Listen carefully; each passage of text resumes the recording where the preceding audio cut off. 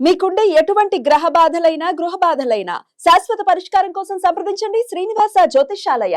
Sir నమస్కారం sir. నమస్తే sir, Pawan Kalyan గారు ఓజీ సినిమా రిలీజ్ కి అయితే దగ్గర పడుతుంది సెప్టెంబర్ 25న. అయితే ఈ సినిమాకి సంబంధించి ఆల్రెడీ యూఎస్ లో బుకింగ్స్ అయితే ఓపెన్ అయిపోయాయి సార్.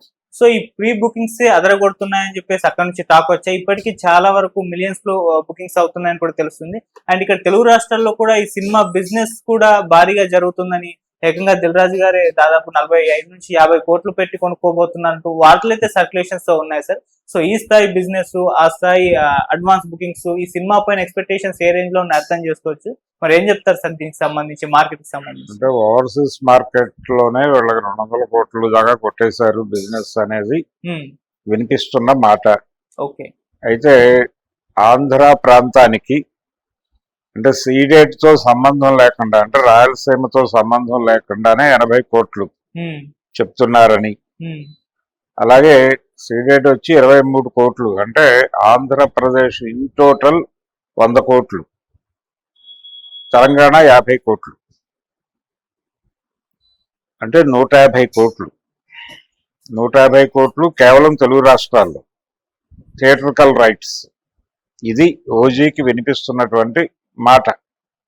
అంటే ఓవర్సీస్ లో ఆల్రెడీ బుకింగ్స్ ఓపెన్ అయిపోయినాయి. వాళ్ళు అక్కడికి సక్సెస్ఫుల్ రికార్డు, అంటే అక్కడ నడుస్తున్నటువంటి బుకింగుల ట్రెండ్ ఇక్కడ ప్రభావితం చూపిస్తోంది బయర్స్ మీద అనేది మనకి కనిపిస్తోంది.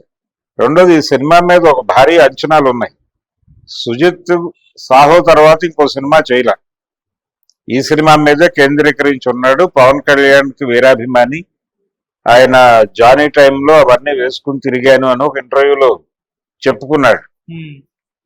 కాబట్టి ఇది ఆయన ఇప్పటికీ కొంత మెటీరియల్ బయటకు పంపించాడు ఆ సినిమాకి సంబంధించి.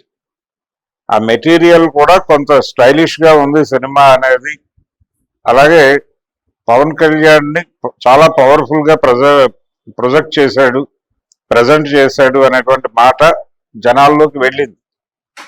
అందుకని ఫ్యాన్స్ కూడా ఓజీ ఓజీ అని అరిచారు ఆయన ఎక్కడ మైక్ ముందుకు వచ్చిన. ఏది హరిహర వీరమల్లు రిలీజ్ కు ముందు హరిహర అనండి అని ఆయన అడిగినప్పటికీ జనాలు ఓజీ అనే గొడవ చేసేవాడు. ఈ హడావిడంతా కలిసి ఈ సినిమా, అంటే నిజానికి ఇది షూటింగ్ పార్ట్ చాలా వరకు ముందే కంప్లీట్ అయిపోయింది. చివరిలో ఏదో ప్యాచ్ వర్క్ కోసం మాత్రమే వీళ్ళు ఆయన డేట్స్ కోసం చూశారు తప్ప మేజర్ షూటింగ్ అంతా కంప్లీట్ అయిపోయింది ఎప్పుడో, ఎన్నికల కంటే ముందే. అంటే చంద్రబాబు నాయుడు గారిని జైలుకి వెళ్ళి కలిసేటప్పుడు ఓజీ షూటింగ్ లోనే ఉన్నాడు ఆయన. ఓజీ షూటింగ్ నుంచే వచ్చాడు. అయితే ఇక్కడ ఇంకొక క్యూరియాసిటీ ఏంటంటే జనాలకి, ఈ ఓజస్ గజానన్, ఓజస్ గంభీర్ ఇలాంటివి ఏవో చెప్తున్నారు. ఈ ఓజస్ గంభీర్ ఎవరు, ఏమిటి అనేది ఒక క్యూరియస్ గా నడుస్తోంది, చర్చ నడుస్తోంది. ప్రతి వాళ్ళు గూగుల్లోకి వెళ్ళి చూసేస్తున్నారు ఏమిటి గొడవ. అలాగే ఇది జపాన్ తాలూకా ఒక మార్షల్ ఆర్ట్స్ కి సంబంధించిన వ్యవహారం. ఆ ఏరియాలో పవన్ కళ్యాణ్ చాలా పవర్ఫుల్ గా కనిపించాడు. అంటే ఈ మధ్య కాలంలో ఆయన శరీరాకృతికి సంబంధించి, ఆయన మధ్య పుష్కరాల్లో ఏదో షర్ట్ విప్పి స్నానం చేసినప్పుడు ఆయన బాడీ, వీటి మీద రకరకాల ట్రోల్స్ జరిగినాయి. గతంలో ఆయన ఖుషీ లాంటి సినిమాల్లో చేసిన యాక్షన్ ఎపిసోడ్స్ దృష్టిలో పెట్టుకుని ఇలా అయిపోయాడు ఏమిటి పవన్ కళ్యాణ్ అని జనాలు మాట్లాడుకున్నారు. ఈ సినిమాతో అపవాదం తుడిచిపెట్టే కార్యక్రమం ఒకటి ఉంది అని సుజిత్ ఈ మధ్య ఒక ఇంటర్వ్యూలో ప్రస్తావించాడు. కాబట్టి ఇవన్నీ చూడటానికి జనాలందరూ ఈ సినిమా వైపు ఎప్పుడు వస్తుంది అని వెయిటింగ్ లో ఉన్నారు. పైగా ఇది ఇప్పుడు సోలో రిలీజ్ అయింది. అఖండ 2 ఆ డేట్ నుంచి షిఫ్ట్ అయింది కాబట్టి నిజానికి ఈ షిఫ్టింగ్ కి ఈ కార్యక్రమం అంతా కూడా ఇప్పుడు రిలీజ్ డేట్లు ప్రొడ్యూసర్లో లేకపోతే బయ్యర్లో వీళ్ళు డిసైడ్ చేయట్లేదు, ఓటీటీలు డిసైడ్ చేస్తున్నాయి. ఓటీటీలు ఏది ఎప్పుడు పడాలో వాళ్ళు డిజైన్ చేస్తున్నారు. ఆ డిజైన్ ప్రకారం ఆ రోజు 2 సినిమాలు కుదరదు వాళ్ళ షెడ్యూల్ ప్రకారం. అందుకని ఇది డేట్ పోస్ట్ పోన్ అయింది తప్ప వేరే గొడవ లేదు. వాళ్ళు టెక్నికల్ ప్రాబ్లం అని చెప్తున్నారు కానీ అఖండ 2 వాళ్ళు టెక్నికల్ ప్రాబ్లం కాదు, ఓటీటీ ఇష్యూనే. అందుకని ఈ సినిమా సోలో రిలీజ్ అయింది. ఈ సోలో రిలీజ్ అవటం అనేది ఈ బయ్యర్స్ పాలిటీ ఒక బిగ్ ఇష్యూగా మారింది. అంటే ఇప్పుడు దీనికి కూడా ప్రీమియర్స్ పడతాయి అంటున్నారు 2 తెలుగు రాష్ట్రాల్లో. ప్రీమియర్స్ భారీ ధరలు కాబట్టి పెద్ద అమౌంట్ పెద్ద ఫిగర్సే చూడగలం అనే కాన్ఫిడెన్స్ తో ఈ రేట్లకు వెళ్ళారు. 80 కోట్లు ఆంధ్ర అని చెప్తున్నారు, 80, 23 అని చెప్తున్నారు, అంటే 100 కోట్లు అక్కడ, 50 కోట్లు ఇక్కడ అని చెప్తున్నారు. 150 కోట్లు ఈజీగా వర్కౌట్ అయిపోతాయి అంటున్నారు. అయితే ఇక్కడ దృష్టిలో పెట్టుకోవాల్సింది ఏంటంటే ఆంధ్రాకి పుష్ప కలెక్ట్ చేసింది, పుష్ప 2 కలెక్ట్ చేసింది 70 కోట్లే. దాన్ని మించిన రేట్లో వెళ్తున్నారు వీళ్ళు. అంటే ఇది ఏపీ తెలంగాణలో కనీసం 225 కోట్లు నంబర్ వేయగలిగితే ఈ బయర్స్ అందరూ లాభాలతో బయటపడతారు.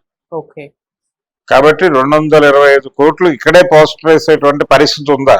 అబ్రాడ్ ఇవన్నీ కాదు. అంటే అబ్రాడ్ లో 200 కోట్లు అనేది ఒక అంచనా వేస్తారు ఆల్రెడీ. హిందీ బెల్ట్ లో సుజిత్ కు ఒక ఇంప్రెషన్ ఉంది. ఆ ఇంప్రెషన్ మీద ఈ కంటెంట్ కూడా అక్కడ హిందీ మార్కెట్ కనెక్ట్ అయ్యే కంటెంటే. ఏది ఈ డాన్ తరహా కథలు, యాక్షన్ ఓరియంటెడ్ స్టోరీస్ వాళ్ళు బాగానే చూస్తారు. కాబట్టి వాళ్ళకి కనెక్ట్ అయ్యే లెవెల్ యాక్షన్ ఎపిసోడ్స్ ఉన్నాయి దీనిలోని సుజిత్ చెప్తున్నాడు. సో ఇది హిందీ మార్కెట్ కనెక్ట్ అయితే అదో బిగ్ రెవెన్యూ ఏరియా. ఇవన్నీ కలిసి అంటే ఇప్పటి వరకు పవన్ కళ్యాణ్ సినిమాలకి ఎక్కడ ఏ సినిమాకి నమోదు కానటువంటి నెంబర్ 1. అంటే కనీసం 700 కోట్ల 700 దాకా పెడుతుంది ఈ సినిమా అనేది ఒక ఎక్స్పెక్టేషన్ ఉంది. ఈ నడుస్తున్నటువంటి ట్రెండ్ మీద వస్తున్న స్పెక్యులేషన్ అది. నిజానికి హరిహర వర్మలు కూడా 1000 కోట్లు ఇవన్నీ మాట్లాడారు, అది ఏమైందో చూసాం మనం. కాబట్టి ఈ సినిమా మీద ఈ క్యూరియాసిటీస్ ఉన్నాయి. దీంతో పాటు డైరెక్టర్ మీద కాన్ఫిడెన్స్ ఉంది జనాలకి, ప్రొడ్యూసర్ మీద కాన్ఫిడెన్స్ ఉంది. పవన్ కళ్యాణ్ డేట్లు ఆయన ఏదో తక్కువ టైం అంటే హరిహర వర్మలకు కూడా వినిపించిన విమర్శ ఇదే. ఆయన డేట్స్ ఇవ్వకుండా ఆయన ఇబ్బంది పెట్టడం వల్ల సినిమా ఇబ్బంది పడింది అనే మాట విన్నాం. ఈ సినిమాకి ఆ పరిస్థితి లేదు అనేది వినిపిస్తోంది. ఒకవేళ అది నిజమే అయ్యి సినిమా ఎంగేజింగ్ గా ఉంటే డెఫినెట్ గా ఈ ఫిగర్స్ రీచ్ అవటం అనేది, టార్గెట్ రీచ్ అవటం అనేది పెద్ద కష్టమేం కాదు. వాళ్ళు ఆల్రెడీ టార్గెట్లు ఫిక్స్ అయిపోయినాయి దీనికి.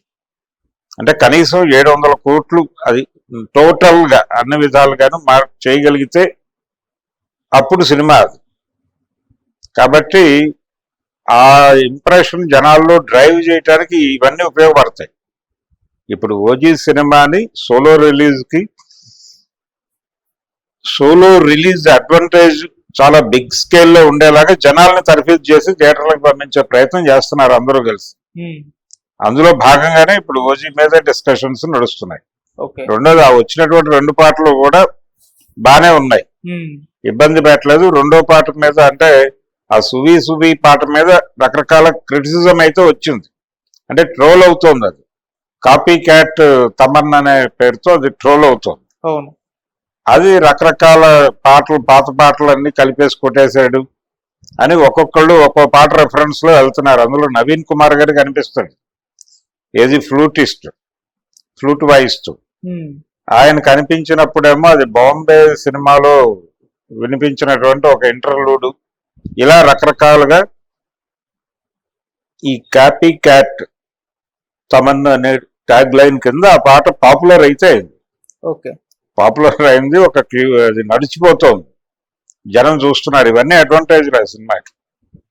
సో పవన్ కళ్యాణ్ గారి ఒక big cinema, big range cinema, ఆయన తెల్లారులేస్తే అందరూ నాకంటే పెద్ద మార్కెట్ లో ఉన్నారు అని బాధపడుతూ ఉంటాడు.